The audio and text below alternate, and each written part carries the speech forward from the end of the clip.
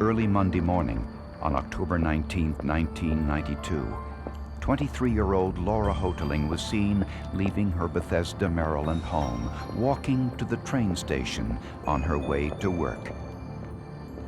She never arrived.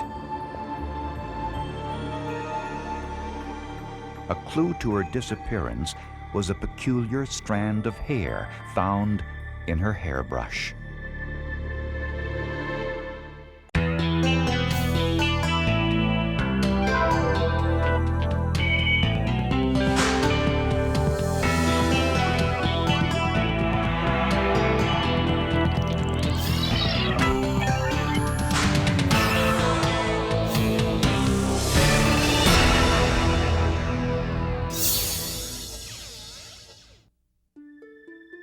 Laura Houghteling was an ambitious young woman with a bright future.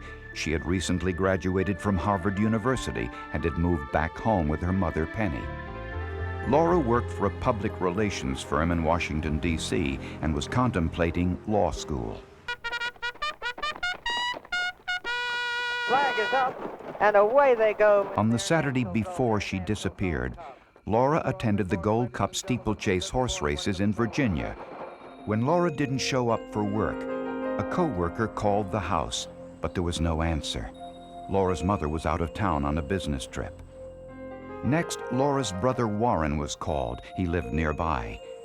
When he arrived at the house, he found that the back door was unlocked, but there was nothing missing inside. As time went on, nobody had heard from Laura, and this was just totally out of character for her. We checked her bank account, credit cards, checking account. There was nothing there where she had withdrawn money that she would have needed to survive somewhere else. Flyers with Laura's photograph were distributed at the train station in the hope that someone might have seen her. Police also searched the walk-in between the train station and Laura's home, looking for possible clues, but found nothing. When detectives searched Laura's bedroom, they noticed that a fitted sheet and mattress pad were missing from her bed. Laura's mother said that Laura always made her bed before leaving for work. 4 days after Laura Houghteling disappeared, investigators made a grim discovery in the woods near Laura's home. At the base of a tree, they found a bloody pillow and pillowcase. Immediately, I recognized the pattern on the pillowcase was identical to what I had remembered had been on Laura Houghteling bed a few days earlier. The blood on the pillowcase was type A, Laura's blood type. A police bloodhound named Sherlock was given some of Laura's clothing to establish her scent. When Sherlock was released from his cage, he went directly to the tree where police had found the bloody pillowcase. The bloodhound followed the scent through a church parking lot, through a residential area, and straight to the back door of Laura Houghteling home. The dog had a very strong track and actually ran the distance, which indicated to us that he was very definitely on the scent of Laura Houghteling. Police suspected foul play, but they had no suspects. We spoke to everyone that we could that had seen Laura or knew Laura within the last year or two, and no one could give us any reason for anyone to want to do any harm to her, have any harm to come to her. But police wondered why the bloodhound tracked Laura's scent to her back door when she was seen leaving the front door of her home on the morning she disappeared. Police suspected foul play in the disappearance of 23-year-old Laura Houghteling when a bloody pillow from Laura's bedroom was found in the woods near her home. To find out whether the blood on the pillow belonged to Laura, blood samples were taken from Laura's mother, Penny, and her brother, Warren. Using a DNA test called restriction fragment length polymorphism, or RFLP, scientists concluded that the blood came from a biological offspring of Laura's mother, Penny, and was that of a biological sibling of Laura's brother, Warren. The blood on the pillow was that of Laura Houghteling. Next, scientists used another illuminating test on the mattress to look for blood that may have been cleaned up with water or detergents. Luminol is a chemical compound that reacts with the hemoglobin component in blood, causing it to glow in the dark. And it works with very minute traces. And once this begins to glow, you can get a pretty good idea of what the pattern of the blood flow was on a particular area. This demonstration shows a carpet with a visible blood stain, and next to it, an invisible blood stain that has been cleaned with water and detergent. The tiles with X's are targets used as reference points in the dark. When the luminol is sprayed, within seconds, the invisible blood stains glow. After luminol was sprayed on Laura's mattress, an invisible blood pattern emerged. The left side of the mattress was giving us no response at all. But when we started spraying the right side of the mattress, we were seeing areas of very intense luminescence. And this proceeded from the headboard all the way down to the foot of the mattress. Next, forensic scientists examined the hairbrush found on Laura's dresser. They examined over 30 hairs, presumably Laura's hairs. They were all microscopically similar, except one. So I was scanning through several of the hairs that I recovered from the brush, and all of a sudden one that I looked at, I realized was not a human hair. It, in fact, was a synthetic fiber. The fiber was identified as a strand of artificial hair from a wig. Penny Houghteling told police that her daughter never wore a wig and had never owned one. So now that put greater value on this particular piece of evidence. Why was a wig fiber in that hairbrush sitting on the dresser from her bedroom? Forensic examiner Susan Ballou also examined the bloody pillowcase found in the woods. She noticed blood stains that looked like the impression of a knife which had been wiped on the pillowcase. And another blood stain on the pillowcase was different than the rest. The ridges that I was seeing was different from the weave of the fabric of the pillowcase. There were enough that was consistent with what I was familiar with leaving an impression behind. It appeared to be some sort of print, but lifting a print from a fabric is difficult.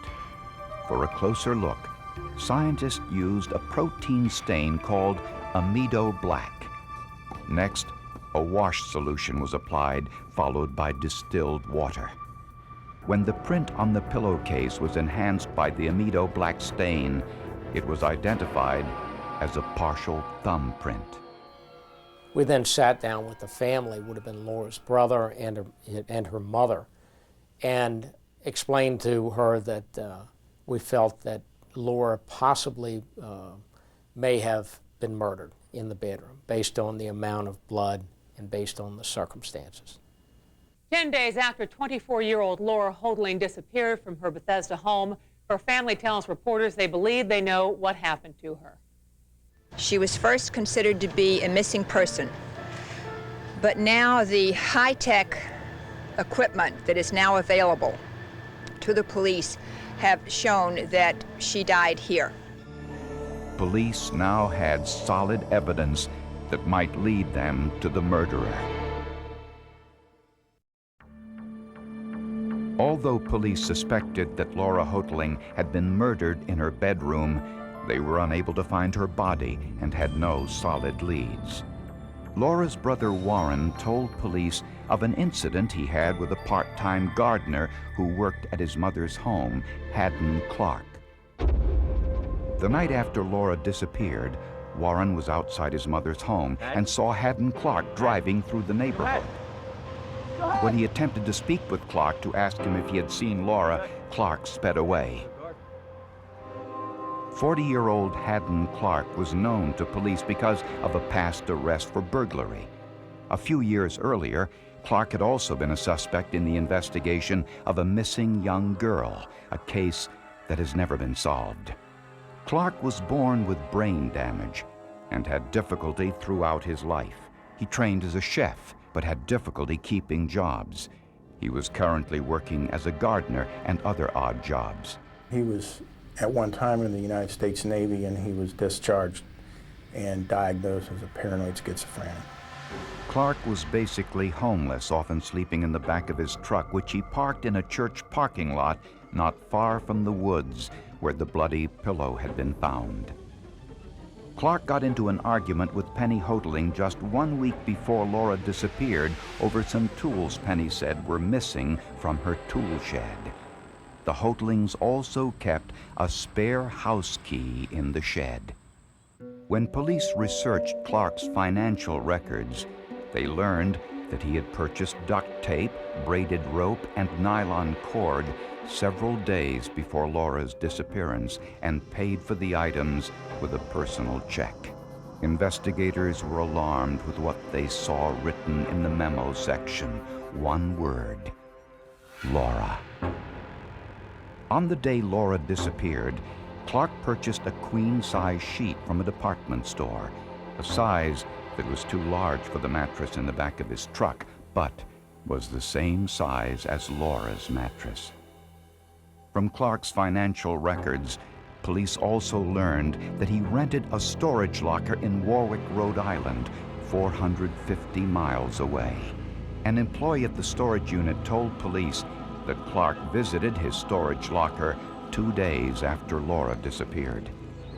Armed with a warrant, police searched Clark's storage unit and discovered a secret side of Haddon Clark's life. He had falsies that he would place into bras. Apparently he had bras, he had dresses, he had female shoes, he had female coats, he had wigs, everything that he could wear and look like a female. Was it possible that the individual seen leaving the Houghlings' home on the morning of Laura's disappearance wasn't Laura at all, but was in fact Haddon Clark, dressed as Laura? Penny Houghteling told police something about Laura's attire that they hadn't heard before. Laura never, ever wears slacks. Laura's a tall girl, and she would wear skirts or a dress. She didn't want to accentuate her height by wearing slacks, so she never wore slacks. Didn't own a pair of slacks. Fibers from all of the wigs in Clark's storage locker were compared to the wig fiber found on Laura's hairbrush. It was very easy to remove some of these wigs as being the contributor just from color. Very blonde or other colors were not a possibility since we were dealing with a brown tone as far as the dye goes for this wig fiber. Then doing microscopic exam narrowed it down to one particular wig that was identical in all respects to this particular fiber. Haddon Clark's wig and the fiber from Laura's hairbrush from her bedroom were sent to the Trace Evidence Unit at the FBI laboratory in Washington, D.C. In their analysis, they used what is called a microspectrophotometer, an instrument that can discern between the 7,000 commercial dyes used in the United States. It takes a beam of light and runs it through an object such as a fiber, and it measures the amount of light that's lost as it passes through that fiber. Light is lost at different wavelengths, wavelength relating to color.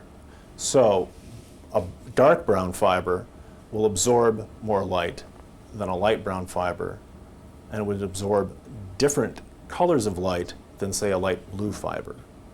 So we simply measure those differences and then plot that on a chart.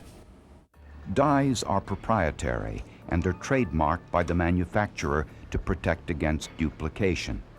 The dye from the wig fiber found in Laura's hairbrush was identical to the fibers from Haddon Clark's wig. It indicated to us that they exhibited the exact same color optically. Therefore, the question fiber is consistent with coming from that wig. They were dyed to the same color, the same industry standard, and probably from the same dye lot. Finally, police turned their attention to the bloody thumbprint found on the pillowcase in the woods. When they compared it to Haddon Clark's thumbprint, it was a match. Police now knew how Haddon Clark fooled the neighbor and left the crime scene without creating suspicion. But where had he taken Laura's body? Haddon Clark was arrested and charged with first-degree murder in the death of Laura Houghteling. Although her body had never been found, prosecutors hoped that they had enough evidence to convince a jury that Laura Houghteling was in fact dead and that Haddon Clark was the murderer. The first-degree murder trial was set to begin on June 14, 1993, but the trial never took place. The defendant in the Houghteling case just pled guilty. The plea was accepted. The plea was to second-degree murder. As part of the plea bargain, Clark revealed to prosecutors where he had buried the body. He led them to a shallow grave less than half a mile from Laura's home. It had been 8 months since Laura Houghling's disappearance. There was a skeletal part of the body that was sticking out of the ground. The rest of the body was still intact under the ground. The autopsy report also listed suffocation as a possible cause of death, since Clark told prosecutors that he suffocated her. Clark also admitted using a knife from the kitchen and a pair of scissors, consistent with the blood imprints found on the discarded pillowcase. When you hold a pair of scissors to these marks, they in fact fall right in line with the outline impression of the marks on the pillow. Clark did not reveal his motive for killing Laura. Police theorize that Clark was angry over the disagreement he had with Laura's mother over the missing tools from the shed. Looking into Haddon's background, we found that anytime, especially a female, would cross him in any way, he would retaliate. It's hard to say exactly why, and I don't know if we'll ever know why. Clark's confession and evidence gathered by the police told prosecutors all they needed to know about what happened to Laura Houghteling in the early hours of October 19, 1992. Haddon Clark knew Penny Houghteling was away when he entered the home through the back door sometime after midnight. He picked up a knife from the kitchen and went to Laura's bedroom.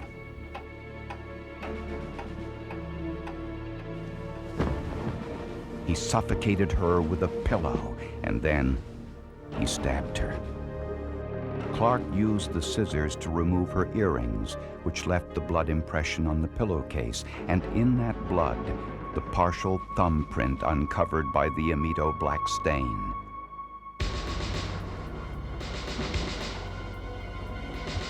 There was no blood trail in the house since Clark wrapped the body in bed linens and plastic.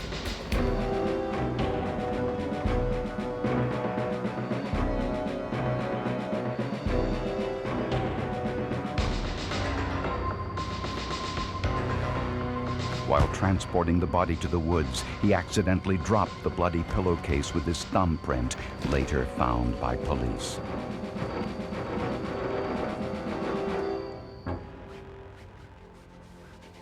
Before dawn, he returned to clean up as much blood from the mattress as he could, found with the luminol.